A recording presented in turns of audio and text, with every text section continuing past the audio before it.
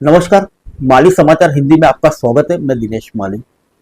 क्या केंद्र सरकार मंदिर के संचालन में गैर हिंदुओं को जगह देगा? सुनवाई के दौरान कोर्ट का सवाल। आइए जानते हैं विस्तार से। वक्फ संशोधन कानून पर सुनवाई के दौरान सुप्रीम कोर्ट ने केंद्र सरकार से पूछा कि क्या वह मंदिर को संचालित करने वाले निकायों में गैर हिंदुओं को शामिल करने की अनुमति देंगे, जैसा कि वक्फ के संबंध में वर्तमान कानून में किया गया है। Chief justice Sanjeev Khanna, justice Sanjay Kumar और जस्टिस केवी विश्वनाथन की पीठ ने केंद्र की ओर से पेश सॉलिसिटर जनरल तुषार मेहता से कहा, क्या आप कह रहे हैं कि अब से आप मुसलमानों को हिंदू बंदोबस्ती बोर्डों का हिस्सा बनने की अनुमति देंगे? इसे खुलकर कहे। इस पर मेहता ने कहा, मैं हलफनामा दायर कर यह बता सकता हूं कि वक्फ बोर्ड में 2 से अधिक सदस्य गैर मुस्लिम नहीं होंगे। पीठ ने मेहता से कहा, वक्फ परिषद के 22 सदस्यों में से केवल 8 ही मुस्लिम होंगे। अधिनियम के अनुसार 8 सदस्य मुस्लिम हैं। इस पर एसजी मेहता ने जोर देकर कहा कि बोर्ड में अधिकांश सदस्य मुस्लिम होंगे और गैर मुस्लिमों की संख्या 2 से अधिक नहीं होगी। हालांकि न्यायमूर्ति कुमार ने कहा, प्रावधान में यह नहीं कहा गया है कि केवल 2 सदस्य गैर मुस्लिम होंगे। इस लिहाज से एसजी मेहता का तर्क कानून के विरुद्ध है। एसजी ने कहा कि वह एक हलफनामा दायर करेंगे कि बोर्ड की वर्तमान संरचना और उनके कार्यकाल के अंत तक जारी रहेगी। आइए जानते हैं सीजेआई ने क्या दी तीखी प्रतिक्रिया।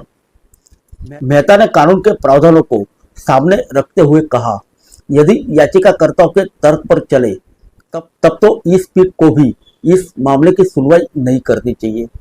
इस तर्क पर सीजे खन्ना ने तीखी प्रतिक्रिया दी और कहा कि नहीं, माफ करें मिस्टर मेहता, लेकिन जब हम यहाँ बैठते हैं तो अपना धर्म खो देते हैं। हम पूरी तरह से धर्म निरपेक्ष होते हैं।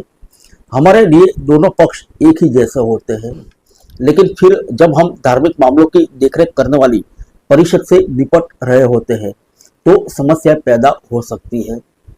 मान लीजिए कल किसी हिंदू मंदिर में रिसीवर नियुक्त किया जाना है या कोई बंदोबस्ती ट्रस्ट है, उन सभी में हिंदू उस बोर्ड के सदस्य हैं। आप इसकी तुलना न्यायाधीश से कैसे कर सकते हैं? सुनवाई के आरंभ में चीफ जस्टिस खन्ना ने 2 प्रश्न उठाए। उन्होंने कहा, हम दोनों पक्षों से 2 पहलुओं पर बात करना चाहते हैं। पहला, क्या हमें इस कानून पर विचार करना चाहिए या उसे उच्च न्यायालय को सौंप देना चाहिए? दूसरा, संक्षेप में बताएं कि आप वास्तव में क्या आग्रह कर रहे हैं और क्या तर्क देना चाहते हैं।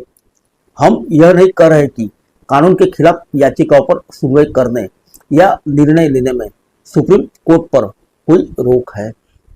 सीजे खन्ना ने कहा, मैंने प्रीवी काउंसिल के फैसले को पढ़ा है। उसमें उपयोगकर्ता की ओर से वक्फ को मान्यता दी गई है।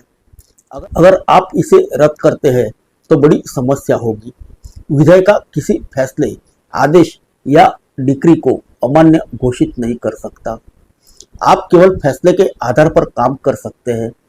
याचिकाकर्ता की ओर से पेश कपिल सिब्बल ने कहा, हम उन प्रावधानों को चुनौती दे रहे हैं जिसमें कहा गया है कि सिर्फ 5 साल का आस्थावान मुस्लिम ही वक्फ कर सकता है।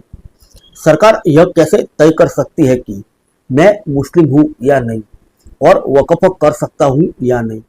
राज्य कौन होता है जो हमें बनाए कि धर्म में विरासत किस तरह से होगी?